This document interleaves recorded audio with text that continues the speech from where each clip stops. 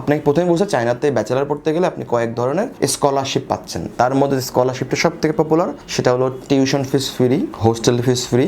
Second popular যে scholarship সেটা হলো শুধু টিউশন ফিস আপনি ফ্রি পাবেন। স্কলারশিপ আপনি যে কোনো একটা পেতে পারেন, এখন ফুল ফ্রি হতে পারে, টিউশন ফিস ফ্রি হতে পারে বা পার্সিয়াল হতে পারে। তবে মাথায় রাখবেন স্কলারশিপগুলো সবই কিন্তু কন্ডিশনাল, এবং ফুল ফ্রি পাওয়া মানে যে আপনি ঝাঁপায়ে পড়বেন ব্যাপারটা কিন্তু এমন না। চায়নাতে পড়াশোনা করতে হলে স্কলারশিপের বাইরেও আপনার কিন্তু 1,30,000 টাকার মতো কিন্তু একটা খরচ আছে। ব্যাচেলার প্রোগ্রামে চায়নাতে পড়াশোনা করতে টোটাল কত খরচ লাগে, বা আমি একজন শিক্ষার্থী চায়নাতে ব্যাচেলার প্রোগ্রামে অ্যাডমিশন নিতে চাচ্ছি, সো আমার কেমন বাজেট থাকতে হবে ওভারঅল এই ব্যাপার নিয়ে একটু আলোচনা করবো আজকে। আমাদের চায়নাতে যারা পড়াশোনা করতে যায় বড় একটা অংশ কিন্তু মধ্যবিত্ত বা নিম্ন মধ্যবিত্ত থেকে আমরা বিলং করি, সো তাদের কাছে কিন্তু বাজেট অনেক বড় একটা ইস্যু, এবং আমাদের আগে থেকে প্রিপারেশন নিতে হয় যে আমি একটা দেশে যখন যাব, সো ওই দেশের কত টাকা লাগতে পারে আমার কাভার করতে প্রথম 1 বছর বা 4 বছর, আমার টোটাল কোর্সে কেমন আমার বাজেট নিতে হয়। আমাদের কিন্তু ম্যাক্সিমাম শিক্ষার্থী কিন্তু অনেক স্বপ্ন থাকে দেশের বাইরে উচ্চশিক্ষা নেওয়ার, এবং সেই ক্ষেত্রে বাজেট যেহেতু অনেক বড় ইস্যু হয়, সেই ক্ষেত্রে অনেক কান্ট্রি কিন্তু আসলে আমাদের সাধ্যের মধ্যে থাকে না। সো মধ্যবিত্ত নিম্ন মধ্যবিত্তর একটা বড় অংশ চায়নাতে বা টার্গেট করে, তাদের জন্য চায়না অনেক বড় একটা অপশন। সো বাজেট নিয়ে যদি একটু ডিটেলস বলি, আপনাকে প্রথমে বলছে চায়নাতে ব্যাচেলার পড়তে গেলে আপনি কয়েক ধরনের স্কলারশিপ পাচ্ছেন। তার মধ্যে স্কলারশিপটা সব থেকে পপুলার সেটা হলো tuition fees free, hostel fees free. Second popular যে স্কলারশিপ সেটা হলো শুধু টিউশন ফিস আপনি ফ্রি পাবেন। হোস্টেল ফিস আপনাকে বছরে পে করতে হবে 30,000 টাকা থেকে, সেটা 60, 70 বা 80,000 টাকা হতে পারে, যেটা মাসে মোটামুটি যদি বলি সেটা 3,000 টাকা থেকে 5,000 টাকার মধ্যে চলে আসে। আর বাট চায়নাতে কিন্তু হোস্টেল ফিটা কিন্তু মাসিক না, এটা ইয়ারলি কিন্তু পেমেন্ট করতে হয়। এর বাইরে নাম্বার 3 স্কলারশিপ যদি বলি সেটা হলো টিউশন ফির আপনি 50% স্কলারশিপ পাবেন, হোস্টেল ফি আপনাকে পেমেন্ট করতে হবে, ইয়ারলি আপনাকে বাজেট রাখতে হবে টিউশন ও হোস্টেল পারপাস 1,30,000 টাকা থেকে সেটা 1,60,000, 70 বা 80। এখন কথা হলো যে এখানে তো আমি ABC 3টা ক্যাটাগরি বললাম, সবাই তো আসলে চাইবে খরচ কমানোর জন্য, সবাই তো চাইবে আমারটা যেন ফ্রি হয়। এটা আসলে ডিপেন্ড করে আপনার প্রোফাইল, আপনার রেজাল্ট কেমন আছে, আপনি কোন সাবজেক্ট অ্যাপ্লিকেশন করছেন, কোন ভার্সিটি অ্যাপ্লিকেশন করবেন। একটু বলে রাখি আপনাকে, চায়নাতে ব্যাচেলার প্রোগ্রামে এই সাবজেক্ট থেকে একটা পরিবর্তন, সেটা হলো অ্যাডমিশন নেওয়ার ক্ষেত্রে 306টা ইউনিভার্সিটিতে কিন্তু একটা এক্সাম দিতে হতো, সেটাকে বলা হয় CSCA এক্সাম, এবং এই এক্সামটা যদি আপনি না দিয়ে থাকেন তাহলে ওই সকল ভার্সিটিতে আপনি অ্যাপ্লিকেশনই করতে পারবেন না। দ্যাট মিনস এটা একটা হলো ম্যান্ডেটরি ডকুমেন্টস বা ম্যান্ডেটরি একটা হলো নিয়ম হয়ে গিয়েছে। আপনাকে বুঝতে হবে যে আপনার সিসা রেজাল্টটাও কিন্তু এখন কিন্তু ভ্যালু ক্রিয়েট করছে। এই লাস্ট মোমেন্টে যদি আমি বলি, তো স্কলারশিপ আপনি যে কোনো একটা পেতে পারেন, এখন ফুল ফ্রি হতে পারে, টিউশন ফিস ফ্রি হতে পারে বা পার্সিয়াল হতে পারে। তবে মাথায় রাখবেন স্কলারশিপগুলো সবই কিন্তু কন্ডিশনাল, এবং ফুল ফ্রি পাওয়া মানে যে আপনি ঝাঁপায়ে পড়বেন ব্যাপারটা কিন্তু এমন না। চায়না কিন্তু ব্যবসা বোঝে, তারা কিন্তু জানে কিভাবে মার্কেটিং করতে হয়, কিভাবে ব্যবসা করতে হয়। সো যেহেতু মধ্যবিত্ত পরিবার থেকে আমরা বিলং করি, যেহেতু নিম্ন মধ্যবিত্ত, তো আমাদের কাছে ফুল ফ্রি অনেক বড় একটা চাকচিক্য।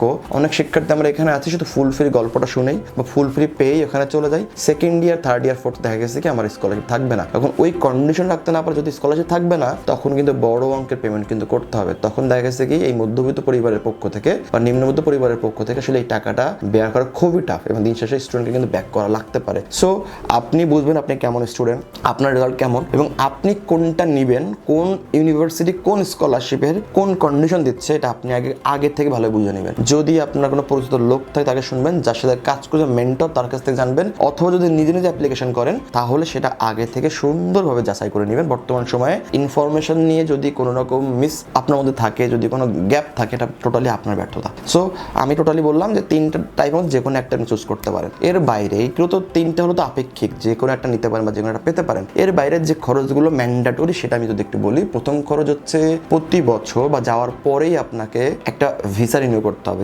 বাংলাদেশ থেকে যে ভিসাটা আপনি নিয়ে যাচ্ছেন চায়নাতে, সেই ভিসার মেয়াদ যাওয়ার পরে মাত্র 1 মাস থাকবে। উইথিন 1 মাস আপনার ভিসাটাকে রেসিডেন্ট পারমিটে কনভার্ট করতে হবে। এটার জন্য 400 থেকে 800 আর্মি খরচ, এটার জন্য বাজেট রাখতে হবে। তো মেইনলি যদি 400 থেকে 800 আমি বলি তাহলে মোটামুটি এটা 7,500 টাকা থেকে এটা মোটামুটি 12,000 টাকার মতো একটা বাজেট। এর বাইরে আপনাকে হেলথ ইন্স্যুরেন্স কিনতে হবে 1 বছরের জন্য। যদি আপনি কোনোভাবে মেডিকেলি সিক হন তাহলে আপনার টোটাল অসুস্থতার খরচ বা দায়ভার বা যে খরচটা সেটা ভার্সিটি বহন করবে বা ইন্স্যুরেন্স কোম্পানি বহন করবে। সো এখানেও আপনার 600 থেকে 800 একটা বাজেট যাবে। এখানেও আপনার মোটামুটি 10 থেকে 12,000 টাকা খরচ যাবে। সো আগে ছিল 7 থেকে 12,000 টাকা, এখানে 10 থেকে 12, মোটামুটি আপনার 19 থেকে 22,000 টাকা, 24,000 টাকা খরচ চলে গেল। প্রথম বছর, শুধুমাত্র প্রথম বছর আপনার একটা মেডিকেল করা লাগতে পারে, সেটা হচ্ছে 2 থেকে 300 আর্মি খরচ যাবে, এটার জন্য 5,000 টাকা ধরে রাখতে হবে। মোটামুটি এখানেই কিন্তু স্কলারশিপের বাইরে কিন্তু আপনার 30,000 টাকা কিন্তু খরচ হয়ে গেল 1 বছরের জন্য। এবং এই খরচগুলো আপনার প্রতি বছর হবে। প্রতি বছর আপনার মেডিকেল খরচ বাদে আপনার ভিসা রিনিউ এবং আপনার হচ্ছে হেলথ ইন্স্যুরেন্স এটা করতে হবে। এর বাইরে আপনার লিভিং এক্সপেন্স আপনাকে মাথায় রাখতে হবে। চায়নাতে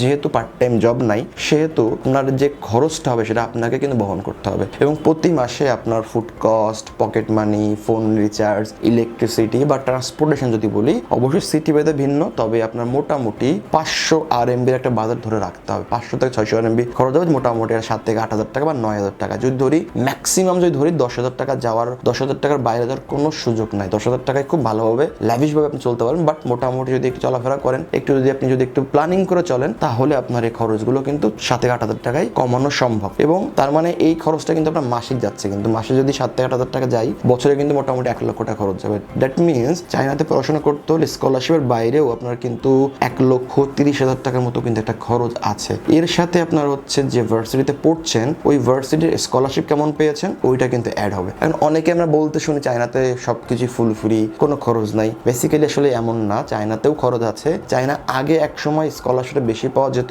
আগে এক সময় অনেক সুযোগ ছিল। এখন দিন দিন কম্পিটিশন বাড়ছে। এখন দুনিয়ার প্রত্যেকটা কান্ট্রি কিন্তু এখন কিন্তু বাংলাদেশ শিক্ষার্থীর জন্য কিন্তু কঠিন করে দিয়েছে। চায়নাতে এখনো কিন্তু ভিসা হচ্ছে, আলহামদুলিল্লাহ ভিসা রিজেকশন নাই বললে চলে। সো তারপরও একেবারে যদি আপনার প্রবলেম থাকে, যদি মনে হয় পরিবার আপনার খাবার খরচটাও বেয়ার করতে পারবে না, আমি অনুরোধ করবো চায়নাতে না যাওয়ার জন্য। কেন, দিন শেষে পড়াশোনা করতে যাচ্ছেন, যেহেতু কোনো পার্ট টাইম জব নাই, সেহেতু ওই ভরসা নিয়ে যাবেন না যে 6 মাস 8 মাস পরে কিছু একটা করে আমি সাপোর্ট নেব। ইনকেস আপনি পারলেন না, ইনকেস পড়াশোনার প্রেশারটা বেশি হয়ে গেল, আপনি টাইমই মেনটেন করতে পারলেন না, তখন কিন্তু আসলে পেট চলবে না। পেট না চললে কিন্তু আলটিমেটলি কোনো কিছু ভালো লাগবে না। সো যে পরিবার থেকে বিলং করেন না কেন, ডাজন্ট ম্যাটার আপনি মধ্যবিত্ত, নিম্ন মধ্যবিত্ত বা যেটাই হোক না কেন, একটু এই মিনিমাম বাজেটটাকে অ্যাসিওর করবেন পরিবারের গার্জেনদের সাথে বসে। অ্যাসিওর করার পর যদি তারা আপনার গ্রিন সিগন্যাল দেয়, তাহলে আগাবেন, না হলে আগাবেন না। সো মোটামুটি যদি বলি, চায়নাতে স্কলারশিপের বাইরে যদি আপনি পড়াশোনা করেন, আপনার সব মিলায় মোটামুটি 6 লক্ষ টাকা মতো খরচ যাবে। যদি আমি 1.5 লক্ষ টাকা যদি ধরি, 6 লক্ষ টাকা খরচ যাবে। আর বাংলাদেশ থেকে যাওয়ার সময় যদি আপনি নিজে নিজে করেন, তাহলে তো খরচটা অনেকটা কম হলো। আর যাওয়ার সময় আপনার বিমান ভাড়া আমি ওটার মধ্যে অ্যাড করেছি, বিমান ভাড়া 30 থেকে 40,000 টাকা খরচ যাবে। আমি ওটা 6 লক্ষ টাকার মধ্যে আমি অ্যাড করেছি। এর বাইরে আপনার হচ্ছে যে ব্যক্তি বা প্রতিষ্ঠান কাজ করবে, তারা তাদের মতো চার্জ করতে পারে। সো এইটা হলো বেসিক ব্যাপার। চায়নাতে যদি যেতে হয় মোটামুটি এই বাজেট, এটা আপনার হতে পারে ডিপ্লোমা, হতে পারে ব্যাচেলার, বা এইটার মধ্যে আপনাকে ধরে রাখতে হবে। যদি ধরে রাখতে পারেন বা প্ল্যানিং করতে পারেন, অবশ্যই চায়না উচ্চশিক্ষা আপনার জন্য ভালো কিছু বয়ে আনবে। 4টা বছর আপনি রিল্যাক্সে পেইন ফ্রি ভাবে পড়াশোনা করতে পারবেন। চায়না উচ্চশিক্ষা নিয়ে যদি আপনার আরো কোনো প্রশ্ন থাকে, আগ্রহ থাকে বা জানার থাকে, চাইলে আপনি আমাদের অফিসে আসতে পারেন, হোয়াটসঅ্যাপ কল করতে পারেন। আমরা ওয়াইডার ওয়ার্ল্ড কনসালটেন্সি 7 বছরের বেশি সময় ধরে চায়নার বিভিন্ন ইউনিভার্সিটি স্কলারশিপ নিয়ে কাজ করে আসছি। আশা করি আপনার উচ্চশিক্ষার জার্নি WWC সাথে শুভ হবে। ভালো থাকবেন। আসসালামু আলাইকুম।